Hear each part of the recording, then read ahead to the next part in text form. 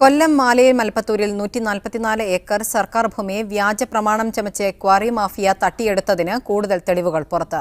ഭൂമിയെ സംബന്ധിക്കുന്ന രേഖകൾ ചിതലരിച്ച് നശിച്ചുപോയി എന്നാണ് റവന്യൂ വകുപ്പ് വിവരാവകാശ നിയമപ്രകാരം മറുപടി നൽകുന്നത്.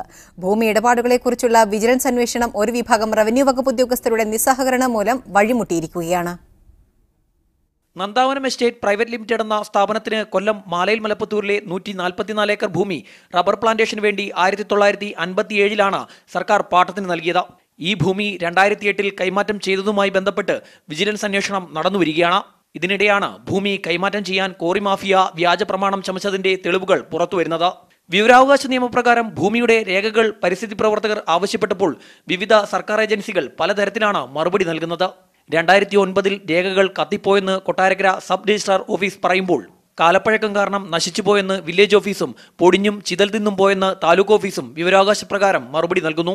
രേഖകൾ ലഭ്യമല്ലെന്നാണ് ലാൻഡ് റവന്യൂ കമ്മീഷണറുടെ മറുപടി.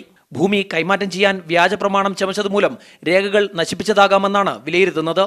മാലയിൽ മലപ്പത്തൂരിലെ ഭൂമിക്ക് 2001 വരെ പാട്ടം നൽകിയിരുന്നതിന്റെ തെളിവുകളും പുറത്തു വന്നിട്ടുണ്ട്. മയിലുകളുടെ ആവാസ കേന്ദ്രമായ മാലയിൽ മലപ്പത്തൂരിൽ ക്രഷർ യൂണിറ്റിനെതിരെ 2 വർഷമായി പരിസ്ഥിതി പ്രവർത്തകർ സമരം നടത്തിവരികയാണ്.